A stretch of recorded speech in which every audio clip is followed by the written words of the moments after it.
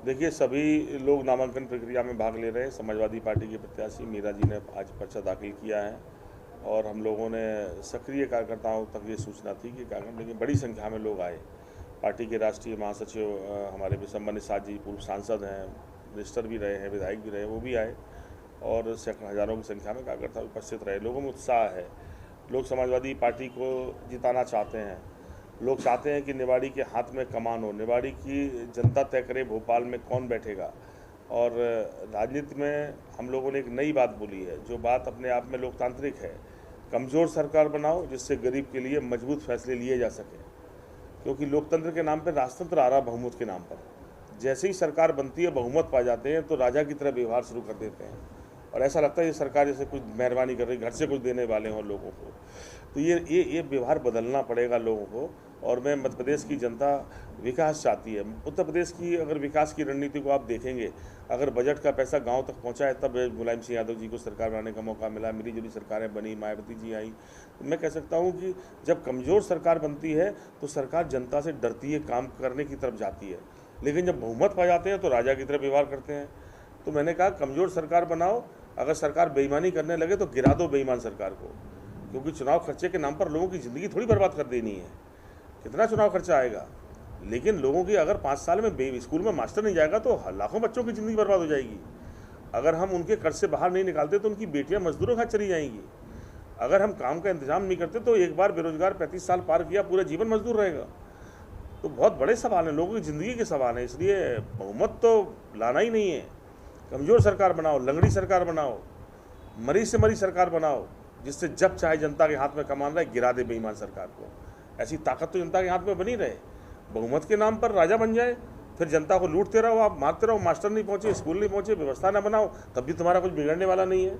अब मिजाज बदला हुआ है जनता का। समाजवादी पार्टी को जिताएंगे, सरकार पर लगाम रखेंगे। सरकार का सरकारी पैसा जो गरीबों की मेहनत का पैसा है, अब ये नहीं चलेगा कि 1500 2000 हम देंगे।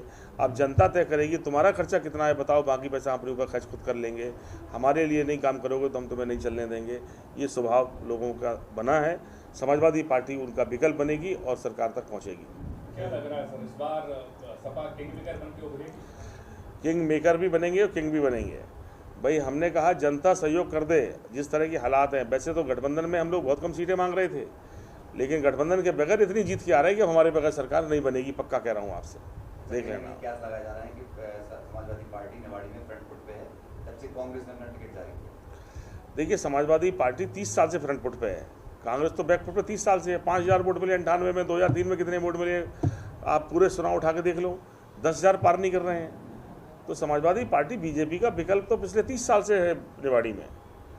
समाजवादी पार्टी को हराने के लिए किसी को आप लड़ा सकते थे, या समाजवादी या अपने जीतने के लिए आप किसी को लड़ा रहे हैं, या क्या लड़ रहे हैं, जनता तय करती रहती बीच में।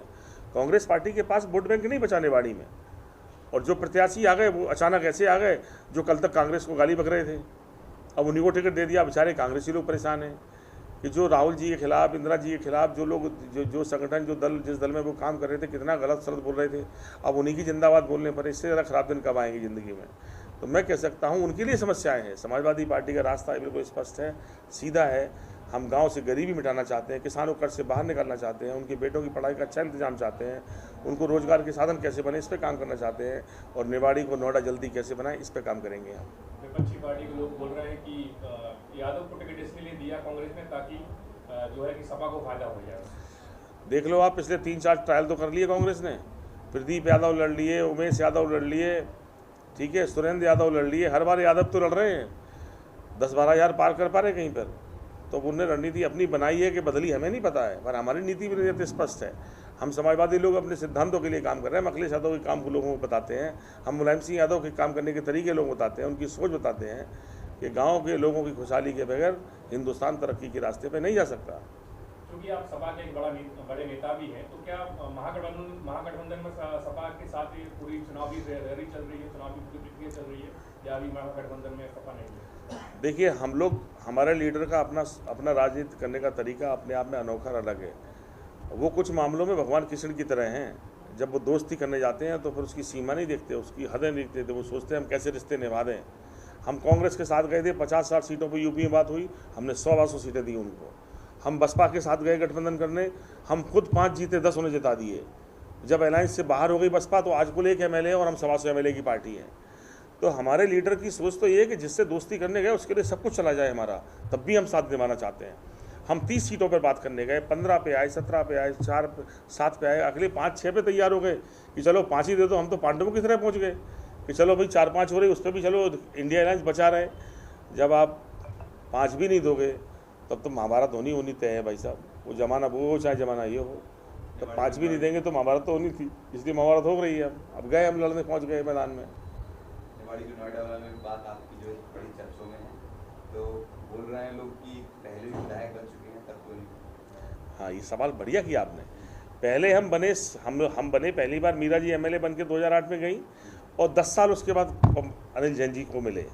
आप दोनों लोगों की कार्य योजनाएं विधानसभा से निकलवाइए। एक महिला प्रतिनिधि होकर किन सवालों पर, कितने रोड पर, सड़क पर, पानी पर, जो भी इतने भी बांध पर, ये पुलों पर कितने सवाल उठाए, कितनी बार इसको उठा के सदन में। भाई सदन क्या है? सदन एक महत्वपूर्ण वो जगह है जहां आप अपना पक्ष रख के सरकार को संज्ञान में ला सकते हैं, और सरकार की फिर मजबूरी होती है, बाध्यता बन जाती है, क्योंकि कही हुई बात लिखा पढ़ी में दर्ज है, फिर वो कार्य योजना में शामिल होती है। अनिल जैन जी 10 साल में कौन से सवाल उठाए? तो मैंने कहा कि वो काम करने का उनका तरीका, हमारे तरीके बड़े फ़र्क हैं। आप कहेंगे गरोठा में हमने बांध बना दिए, सड़कें बना दी, जितना काम गरोठा में 5 साल में हमने किया सरकार में, उतना 50 साल में सब नेताओं ने मिलकर नहीं किया होगा। बता दो 100 साल पहले बांध बना था, बांध हमने जब उतारा 1000 करोड़ का। वो सड़कें जो लोगों की सपना होती थी, वो सड़कें ज़मीन पर डाली, एक सड़क 150-200 करोड़ की बनी है। आप देखिए डिग्री कॉलेज बनाए, 10,000 बच्चों को व्यक्तिगत पढ़ाते हैं हम लोग। ऐसे मॉडल स्कूल लेकर आए गरुड़ बमोर के, उसमें पूरी बिजली सिस्टम को बनाया, बदल दिया, पूरा आधुनिक बनाया। 132 kVA का सर्विस लेकर आए, जिससे कभी बरसात के दिनों में कभी कभी नदी के बीच से तार टूट जाते थे, महीनों लाइट नहीं आती, 2-2 महीने तक लाइट नहीं आती थी। तो हमने कहा हम लोग कहते नहीं, हम करके दिखाते हैं ज़मीन पर। हमने यहाँ नोएडा बनाने की बात कही तो नोएडा बना देंगे। हमने कहा हमने अगर अस्पताल की बात करी है तो सरकारी अस्पताल बनाएंगे, नहीं तो प्राइवेट बनाएंगे। ऐसा बनाएंगे कि झांसी के लोग कराने यहाँ पर आएंगे। ऐसी यूनिवर्सिटी बनाएंगे निवाड़ी में कि पूरे मध्य प्रदेश के नहीं, यूपी के लोग पढ़ने आएंगे। मैंने कहा हमारी एक विजन की लड़ाई है। आज हमने गरोठा में भी कहा पहले कि बच्चों के पास डिग्री कॉलेज नहीं था, टीकाराम यादव महाविद्यालय मोट में है, आज 4000 बच्चे पढ़ रहे हैं। हमने राम मनोहर लोहिया महाविद्यालय कन्या बनाया हुआ गुरुसराय में, 2000 बेटियां पढ़ रही हैं किसानों की। आज हम पब्लिक स्कूल बनाए हम लोग, ऐसा झांसी में नहीं है मॉडल स्कूल, ऐसा स्कूल हमने बनाया मोट में। हमने ITI बनाए। तो जो बात हम कह रहे हैं करेंगे। अगर हमने कहा लड़कियों की शादी करेंगे तो करेंगे। हम यहाँ पे इनने 10 साल में कोई लड़की शादी नहीं करी, हम 5 साल में 1000 बेटियों की शादी करेंगे। और गरीब से कहेंगे चिंता नहीं करो, गरीब के घर में बेटी पैदा है, मातम ना मने, कोई शादी नहीं करेगा तो दीपक यादव जरूर करेगा उसकी बेटी की शादी।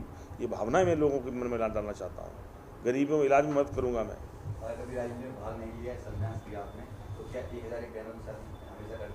बिल्कुल, तुमने अच्छी बात कही है। मैंने अभी बीच में बोली थी रक्षाबंधन के दिन, अपनी बहनों से कहा था तुम कभी निराश नहीं होना है, तो तुम्हारा भाई जिंदा है, मेरी कोशिश तुम्हारा साथ निभाने की होगी। और मैं जिस दिन राजनीति में नहीं रहूँगा उस दिन उस काम को दुगना करूँगा। मैंने ये भी कहा था बहुत जल्दी मैं राजनीति से हो सकता दूर हो जाऊँ, और आज दूर होकर भी मैं यही सामाजिक काम करूँगा। ज़िंदगी इसी को कहते हैं ना, कि हम किसी की बेटी के सपने को पूरा कर दें, किसी को पढ़ाई में सहारा दे दें। कोई आगे बढ़ जाए तो देश आगे बढ़ेगा। व्यक्ति आगे नहीं बढ़ेगा, देश आगे नहीं बढ़ सकता, समाज आगे नहीं बढ़ सकती। तो असली लड़ाई तो व्यक्ति को बढ़ाने की है। तो हमारा दिल और दिमाग साफ है, हम बिल्कुल जो सोचते हैं उस ज़मीन पर लाने की कोशिश करेंगे। समाजवादी पार्टी का मेन मुद्दा यही है कि जब तक गांव में खुशहाली नहीं, देश खुशहाली रास्ते पर नहीं जा सकता। दिवाली की जनता से अगर कुछ लाइनों में कुछ कहना चाहें, एक लाइन में अगर 2 लाइन में कुछ कहना चाहें? यही बोलेंगे कि हे भोले भाले लोगों, 20 साल दिए बीजेपी को, एक मौका समाजवादी पार्टी को दो। इस बार हालात अच्छे हैं, तुम तय कर सकते हो भोपाल में कौन बैठेगा।